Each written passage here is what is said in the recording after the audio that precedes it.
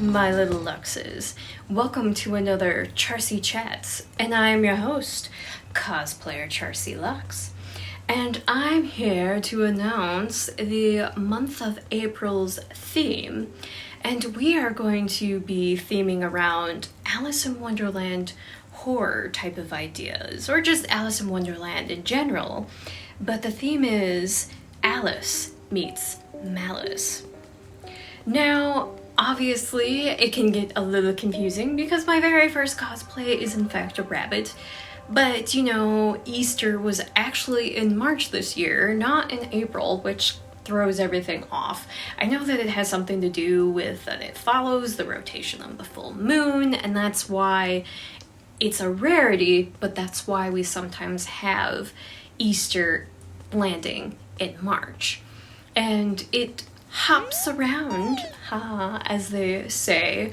That's one of those holidays that it's never the same day. It's not like Christmas, which is always going to be on the 25th. You have that Thanksgiving will have a rotation, but is guaranteed always on a Thursday. If I remember correctly, it's always the third Thursday of the month. You would think at 36 years old I would have all this down at this point, but meh.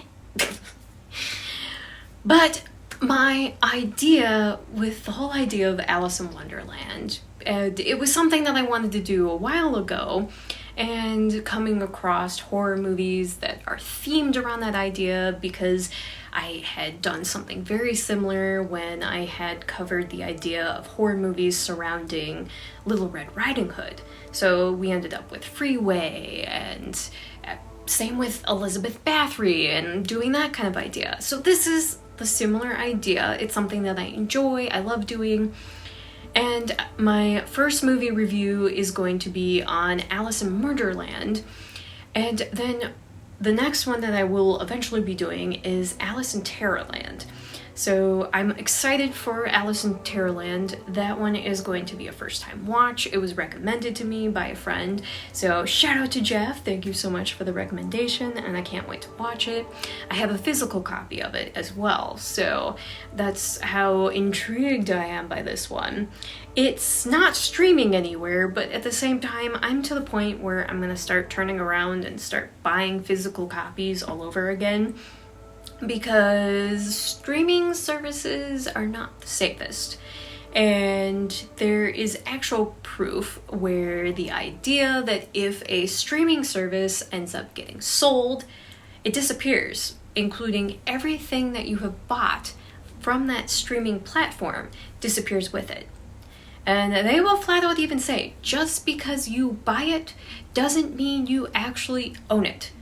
So if Voodoo, for example, were to disappear, everything that I have bought as a digital copy through there would be gone. I would have no place of actually getting it. You can't download it anywhere. So it's really shitty in the long run.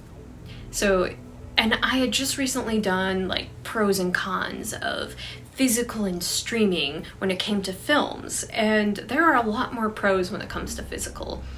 Yes, I love streaming for the fact that it's easy, it's simple, and one of my favorites right now is Tubi. It's one of the few that's still free to watch. Yes, you have ads, but there's a ton of other ones like Fossum and that kind of stuff that are the same thing, but they pile on like a ton of ads, and it's like, it feels like every 5 to 10 minutes you'll get another chunk of ads, and it's ridiculous. Where Tubi's very easygoing, and especially if you actually are signed in under your account, they are very lenient when it comes with the amount of ads that are involved. It also goes by how much you have playing in that, and since I usually have a lot of movies playing in the background with no matter what I'm doing, they're pretty reasonable. I would say I'm like, oh, but we're not here to talk about that. This is Charsie Chats. We can talk about anything that I want to talk about and bring up a subject and kind of bring up my thoughts and opinions of things. So yeah, I am doing the whole thing because I've seen it happen now from, well, any of you that knows me knows that me and my husband enjoy watching anime from time to time, and that the Funimation is gone. So it got sold to Crunchyroll. Now, anybody that had bought anything through Funimation that would have been streaming a digital copy of something, it's now gone. They don't have it. So I'm using that as an example of, okay, it's now time for me to start collecting and finding all of my favorite films and making sure that I actually have them in physical form. Just because I have them in digital form does not mean that I will always have it. Plus, if the internet goes out for whatever reason, I still will have my physical copies that I can watch and enjoy. But yes, so like I said, I have the focus to be around those two films. I am interested in rereading, because it's been years since I last read the Alice in Wonderland books by Lewis Carroll. And those books are old. Those are back from 1865, I believe. I'm eventually, one of my Charsie Chats, I want to talk about like the dark history that kind of surrounds those books and surrounds Lewis Carroll and everything. And it's a different time, and that's the hardest part, is that trying to learn history from somebody that had existed centuries ago at this point, it's very difficult and hard. And so I kind of wanted to talk and dive into that. And you'll get to hear my thoughts and opinions on Alice in Murderland. And the only hint I'm going to give is that I watched it so you don't have to. And that's the only hint that you're getting right now. But I'm excited for this one because Alice in Wonderland has so much interpretation for so many different things. And you get the white rabbit, you get the Cheshire cat, you get Alice in general, you get the Queen of Hearts or the Red Queen, whatever and however you want to call her. But off with the heads, they said. And I'll see how I want to do my scary story, if I want to just kind of create something that's themed off of it, find an existing story that is similar to it, because it's not going to be a simple thing for me just to read the Alice in Wonderland stories themselves, or Alice Through the Looking Glass, Alice's Adventures in Wonderland, however you want to call them. I mean, we all know how the stories are and go. But it would be like 3+ hours of me telling the story. It's like, yeah, I could read a couple chapters per time or whatnot. But it's like, that's a lot of time and effort that I just do not have at the moment, as much as I would love to. I would love to do that. But I'll figure something out. Either, like I said, coming up with my own that's themed around the idea and inspired by it, or finding one that is very similar to it, that if there's a Brothers Grimm type of story that could be very similar to it. It's weird when you think about it, because it's like Alice in Wonderland almost seems like it would be a Brothers Grimm type of story, and it's weird how a lot of them kind of intertwine, how a lot of them came around the same time period.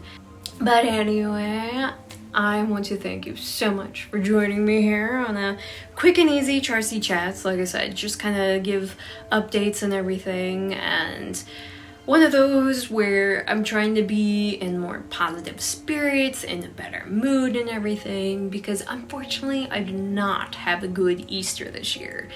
But I'm using it as the opportunity to basically just start with, I'm just gonna start sticking up for myself more and more.